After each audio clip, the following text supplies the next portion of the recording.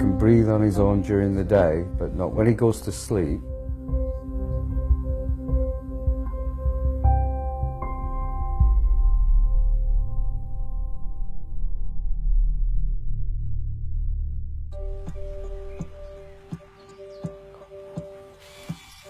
Doctors believed he wouldn't live for longer than 6 weeks. It was like, oh, right, okay, game on. You all right? 17-year-old Liam Derbyshire suffers from an extremely rare condition that affects less than 1,500 people worldwide. Give me your foot, mate. Liam has a condition called congenital central hyperventilation syndrome, or Ondine's curse. Ondine was a fairy, and he was cursed that if he ever fell asleep, he would die because he wouldn't breathe.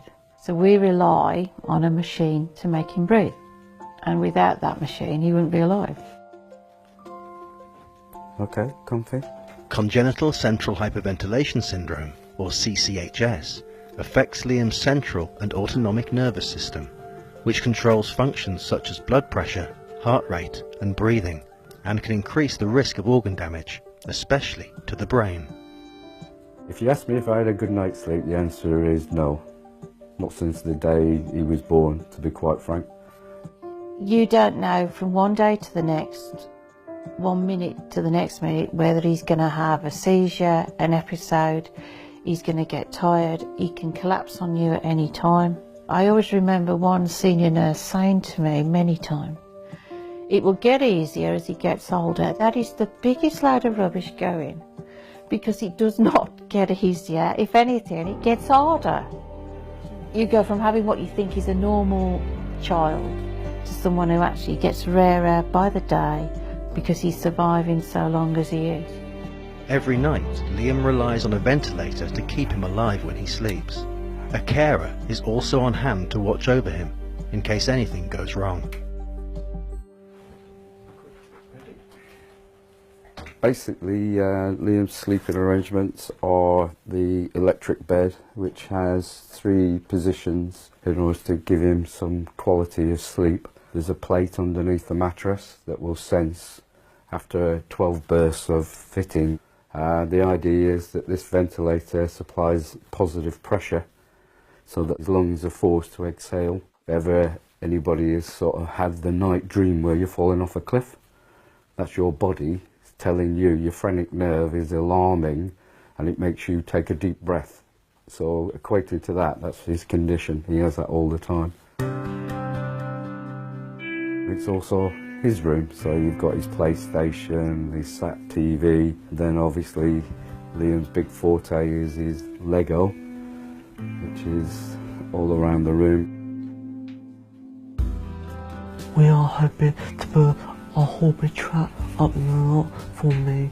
It's currently not known how Liam's condition will affect his learning abilities long term. His mental state is unknown, to be perfectly frank. We don't know which is the spectrum, so where it starts and where it finishes. He can build these incredible Lego models, and there's thousands and thousands of parts, and yet he can put that all together.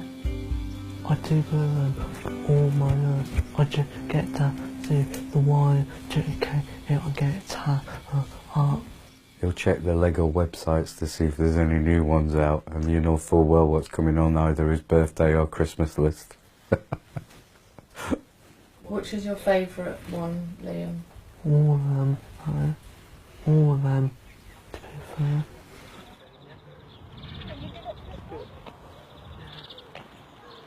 Liam's 17, nearly 18, so it's a big birthday this year.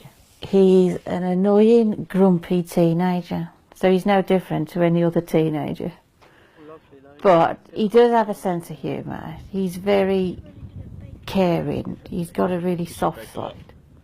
He has one older brother, 3 half-sisters, and his 2 older sisters, they've both got children, so he's got 8 nieces and nephews. Me and Liam, we do a lot of things together. We play with the trains, build Lego. Did look so good. Wasn't it the Flying Scotsman? Yeah. He loves trains. You ask him anything about trains, he'll tell you. Yeah. Like, some people don't understand what he says, but I do. You just got to take a bit more time and proper listen to what he says to understand and fully be aware of what he's saying. Life expectancy wise for Liam, nobody knows for sure, but You cannot regret or have any remorse about the life he's had, because he wouldn't have had it. If we'd have listened to some of the doctors, by rights he shouldn't even be alive now. We never really thought we'd get this far. Liam's living proof that there's always hope. The future for Liam, I would say, is it's not going to be totally independent, but with us two, it's going to be as independent as we could possibly make it. It's 18 years since we started this journey, you see. Yeah, I don't regret any day of it.